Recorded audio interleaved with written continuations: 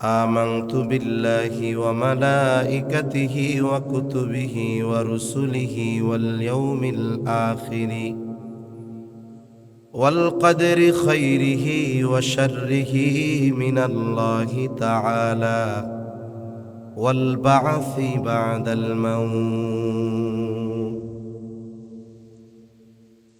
আমরা বলতাম আমানতু বিল্লাহ, মক্তবে ওই ছোটবেলায় আমরা পড়েছি আমানতু বিল্লাহ, আমি ঈমান এনেছি আল্লাহর উপর।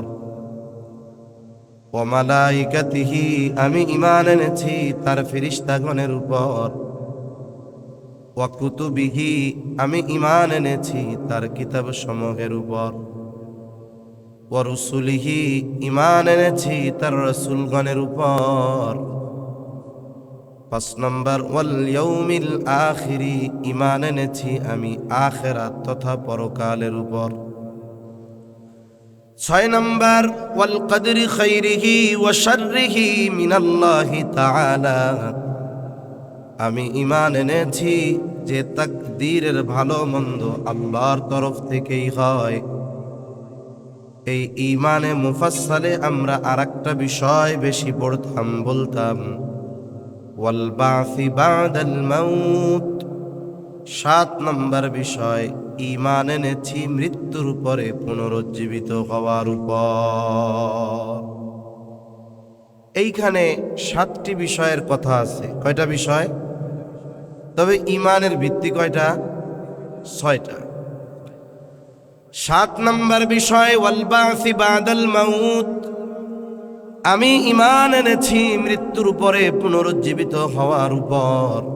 এখন বলেন তো, মরার পরে আবার আমাদেরকে জীবিত করা হবে, এই ব্যাপারে কোনো সন্দেহ আছে নাকি? তবে মরার পরে আবার জীবিত করা হবে, এটা পরকালে না ইহকালে, দুনিয়ায় না আখেরাতে? তাহলে মৃত্যুর পরে পুনরুজ্জীবিত হওয়া এটা আখেরাতের সাথে সম্পৃক্ত বিষয়। আর 5 নম্বরে আমি আপনি বলেছি আমি ঈমান এনেছি আখেরাতের উপর। তার মানে যেই ব্যক্তি আখেরাতের উপরে ঈমান আনে, সে অটোমেটিকলি মৃত্যুর উপরে পুনরায় জীবিত হওয়ার উপরেও ঈমান আনে। এই হিসাবে 7 নাম্বারটা 5 নাম্বারের মধ্যে আছে। এই 2টা মিলে 1-এর মধ্যে 2, এই 2টা মিলে হলো 1, আর বাকি আছে 5।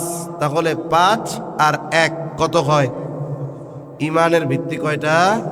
6টা। এই 6টার মধ্যে একটা হলো ওয়া রুসুলিহি, ঈমান এনেছি রাসূলগণের উপর। রাসূলগণের উপরে ঈমান এনেছি, আল্লাহর প্রতি ঈমান এনেছি, তার জাত সিফাত সবকিছুর উপরে ঈমান এনেছি। ওয়া মালাইকাতিহি, তার ফেরেশতাগণের উপরে ঈমান এনেছি। ওয়া কুতুবিহি, তার নাজিলকৃত কিতাবসমূহের উপরে ঈমান এনেছি।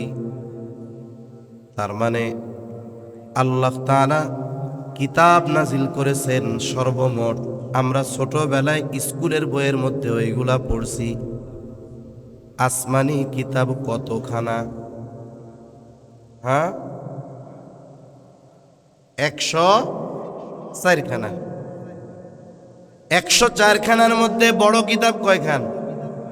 4 খান। সবাই জানেন তো, উলামায়ে কেরাম ছাড়া, তালিবুল ইলম ছাড়া এই 4 কিতাব কোন কোন নবীর উপরে নাজিল হয়েছে জানা আছে? আছে জানা? আচ্ছা, এক জায়গায় জিজ্ঞাসা করছি, আল্লাহু আকবার, একজন লোক কইতে পারল না এই 4 কিতাব কোন 4 নবীর উপরে নাজিল হয়েছে। একটা লোক বলতে পারে নাই, উলামায়ে কেরাম ছাড়া। কারণ ওনারা তো সম্মানিত মানুষ। অনেক সময় আলেমরা ওয়াজ মাহফিলে আসে, ওনারা আসেন ঘুরেন, এটাই যথেষ্ট। কারণ আমরা কি বলবো, শ্রোতা কয়েক ক্লাসের হয়। এক ক্লাসের শ্রোতা হলো যে যখনই আয়াত আর হাদিস পড়ে উনি বুঝে যে কোন বিষয়ে কথা বলবে, এনারা হলেন উলামায়ে কেরাম। এরপরে ওনারা বইসা থাকে, যে কথাগুলো ওনার জানা, এরপরে ওনারা বইসা থাকে। কেন? কারণ ওনারা হাদিসের মধ্যে পড়ছে, ওনাদের জানা আছে যে এই ধরনের মজলিসগুলোর মধ্যে যতক্ষণ মজলিস চলে ফেরেশতারা ঘিরা রাখে, আল্লাহর বিশেষ রহমত ওই মজলিসে উপস্থিত যারা তাদের উপরে বর্ষিত হয়। সুবহানাল্লাহ। উনরা মূলত ওয়াজের জন্য বসে আছে তা না, ওই আল্লাহর রহমতের আশায়, যেহেতু হাদিসের মধ্যে আসছে সহিহ হাদিস, আল্লাহর কাছ থেকে কিছু খাস রহমত প্রাপ্তির আশায় ওনরা বসে থাকে। আর ওনারা বসে থাকার কারণে দিনী মাহফিলগুলোর রওনক শান এটা আরো বাইরে যায়। ওনরা হলো ওই শ্রেণীর শ্রোতা। এরপরে কিছু মানুষ আছে অল্প কিছু কথা বলার পরে বোঝে, কিছু মানুষ আছে কথা শেষ হওয়ার পরে বোঝে, আর কিছু শ্রোতা আছে সারা জীবন ওয়াজ শুনে গেল মাগার বুঝলো না। আছে না নাই? আছে। তো জিজ্ঞাসা করছি উলামায়ে কেরাম আর তালিবুল ইলম ছাড়া এই 4 কিতাব কোন কোন নবীর উপরে নাজিল হয়েছে? কোন? অনেক কষ্ট করে একজনকে দাঁড়া করাইছে। উনি এই 4 নবীর উপরে 4 কিতাব বলতে 4 বার না 5 বার ভুল করছে। তারপরে কি করবো? 200 টাকা হাদিয়া দিছি ওনারে। যাক, আপনি তো খাড়াইছেন, এজন্য আপনারে ধন্যবাদ। তা আমরা ঈমান এনেছি আল্লাহ তাআলার নাজিলকৃত যত কিতাব সবগুলোর উপরে ঈমান আছে। তবে কোরআনের উপরে ঈমান আনা আর কোরআন ব্যতীত যত আসমানি কিতাব আছে সবার উপরে ঈমান আনা এক ধরনের নয়। আমি যদি ঈমান আনি তাওরাত মূসা আলাইহিস সালামের উপরে নাজিল হয়েছে, আল্লাহ নাজিল করেছেন, এটা আসমানি কিতাব। ইনজিল ঈসা আলাইহিস সালামের উপরে নাজিল হয়েছে, এটা আসমানি কিতাব। জবুর দাউদ আলাইহিস সালামের উপরে নাজিল হয়েছে, এটা আল্লাহর নাজিলকৃত আসমানি এক কিতাব। বাকি 100টা ছোট ছোট সহিফা বিভিন্ন নবী রাসূলের উপরে নাজিল হয়েছে। এই যে মৌখিক বিশ্বাস আর আন্তরিক বিশ্বাস আর মৌখিক স্বীকৃতি যথেষ্ট হয়ে যায়, কিন্তু কেউ যদি কোরআনের ব্যাপারে শুধু বলে কোরআন মুহাম্মাদুর রাসূলুল্লাহ সাল্লাল্লাহু আলাইহি ওয়াসাল্লামের উপরে নাজিল হয়েছে, এটা আসমানি কিতাব, আমি মুখে বললাম অন্তরে বিশ্বাস করলাম, কিন্তু কোরআনের উপরে আমল করলাম না, তাহলে কোরআনের উপরে ঈমান আনা পরিপূর্ণ হবে না। এখন তাওরাত যদি কেউ পায়, গোটা পৃথিবীর কোথাও তাওরাত বলেন, ইনজিল বলেন, জবুর বলেন, আল্লাহ কর্তৃক যেই কিতাবগুলো ওই নবীদের উপরে নাজিল হয়েছিল, নির্ভুল সঠিক তাওরাত, ইনজিল, জবুর পৃথিবীর কোথাও আছে? জোরে বলেন আছে? নাই। নাই। কেন নাই? না থাকার কারণ হলো এই সমস্ত কিতাবের হেফাজতের দায়িত্ব আল্লাহ তাআলা ওই সময়ের নবী রাসূল, আলেম যারা ছিলেন, ফকিহ যারা ছিলেন তাদের দিয়েছিলেন। নবীরা এই কিতাব অনুসারে মাসলা মাসাইল ফতোয়া দিতেন। তারা দুনিয়া থেকে চলে গেছেন, এরপরে তার অনুসারী অনুগামী যারা আলেম ওলামা ছিল আস্তে আস্তে ওই কিতাবরে নিজেদের মন মতো বানায় নিছে। এক সময় কিতাবের মন মতো, কিতাবে যা ছিল সেই অনুযায়ী মাসালা দিত, কিন্তু সময়ের সাথে সাথে কিতাবকে বানায় নিছে মানুষ তার মন মতো। বানাইতে পারছে কেন? কারণ তাওরাত, ইনজিল এগুলোর হেফাজতের দায়িত্ব আল্লাহ নেন নাই। এটা আমার কথা না, এটা আল্লাহর কথা।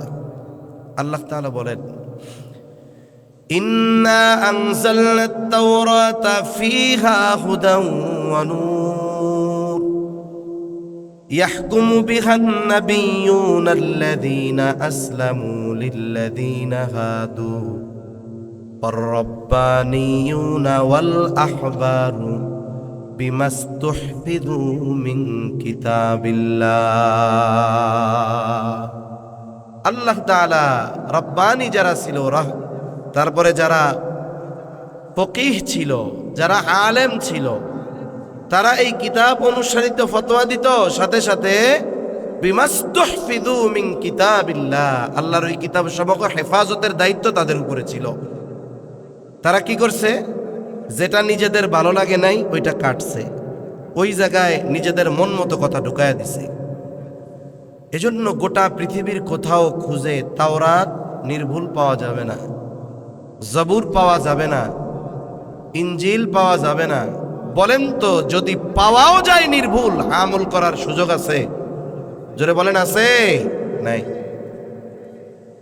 কিন্তু কোরআনের উপরে ঈমান শুধু এইটুকু আনলে হবে না। কোরআনের উপরে ঈমানের পূর্ণ পরিচয় যদি দিতে হয়, তাহলে কোরআনের উপরে আমাদের আমল করতে হবে। আর কোরআন যে নির্ভুল, এটা কেন? আল্লাহ তাআলা কোরআনুল কারীমের মধ্যে বলেন, ইন্না নাহনু নাযালনা যিকরা ওয়া ইন্না লাহু লাহাফিযুন। আল্লাহ তাআলা বলেন, আমি এই জিকির, আমি এই কোরআন নাজিল করেছি, আর হেফাজতের দায়িত্ব আমি আল্লাহ। সুবহানাল্লাহ। কোন শুধুমাত্র কোরআনের লিখিত বিষয়গুলোর হেফাজতের জিম্মাদারি আল্লাহ নিয়েছেন এমনটা নয়। কোরআনের যেমন শব্দ, অর্থ, ব্যাখ্যা সব কিছু হেফাজতের দায়িত্ব যিনি নিয়েছেন তিনি কে? শুধু যে কোরআনের ওই যে কপিটা আছে আল্লাহ এটার হেফাজত করবে তা না, বরং কোরআনের অর্থ, মর্ম, ব্যাখ্যা, তাফসীর সব কিছু হেফাজতের দায়িত্ব কার? এ কথাও আল্লাহ বলছে।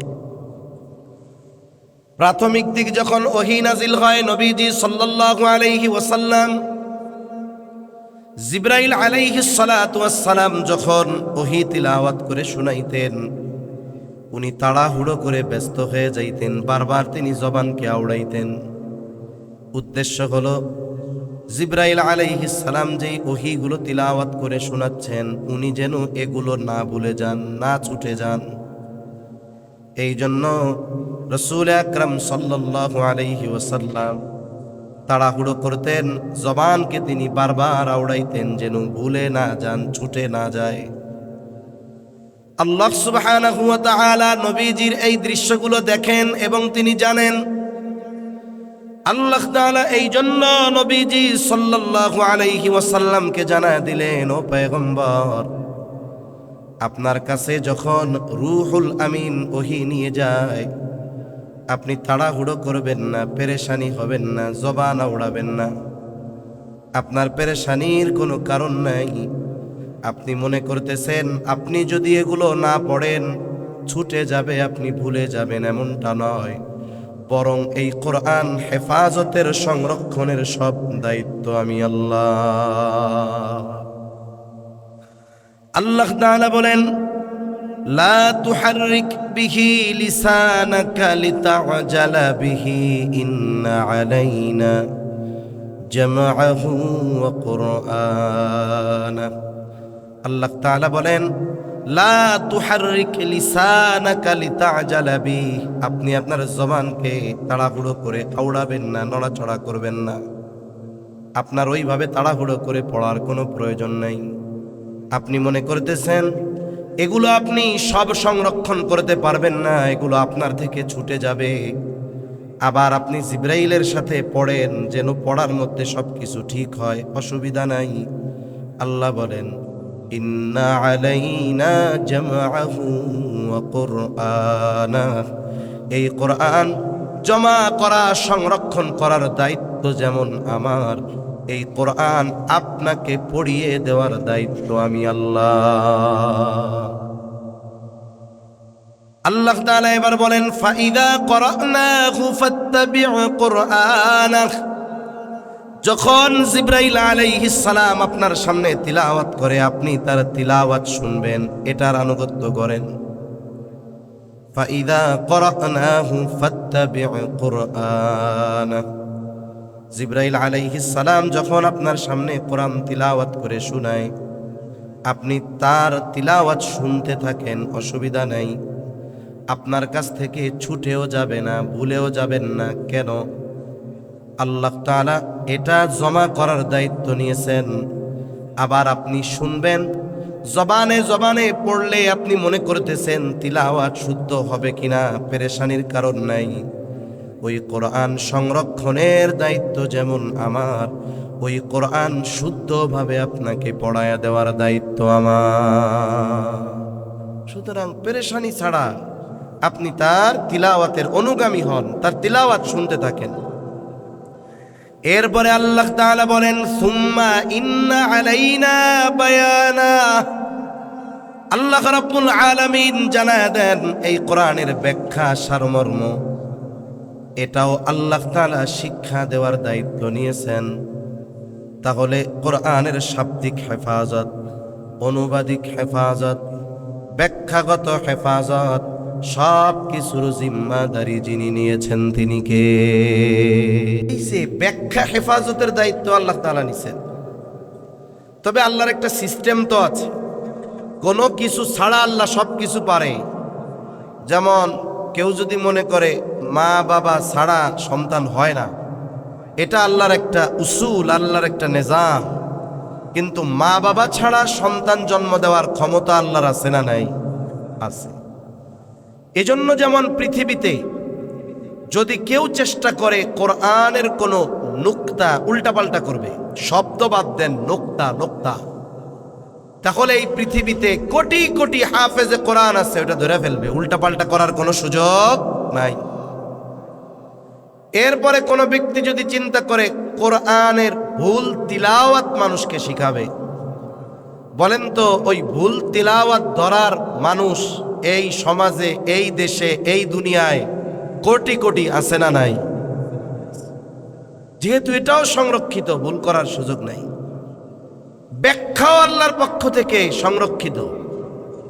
এজন্য এই উম্মতের মধ্যে যখনই কেউ কোরআনের মন গড়া ব্যাখ্যা করেছে, আছে না কিছু পণ্ডিত মন গড়া ব্যাখ্যা করেছে, এই উম্মতের উলামায়ে কেরাম কোরআন হাদিসের সঠিক যেই ব্যাখ্যা, সাহাবায়ে কেরামের পক্ষ থেকে যেই ব্যাখ্যা, রাসূলুল্লাহ সাল্লাল্লাহু আলাইহি ওয়াসাল্লামের পক্ষ থেকে যেই ব্যাখ্যা, এই ব্যাখ্যাগুলোকে সামনে রেখে ওই অপব্যাখ্যাকারীদের মুখোশ গোটা পৃথিবীর মানুষের সামনে উন্মোচন করে দিয়েছে।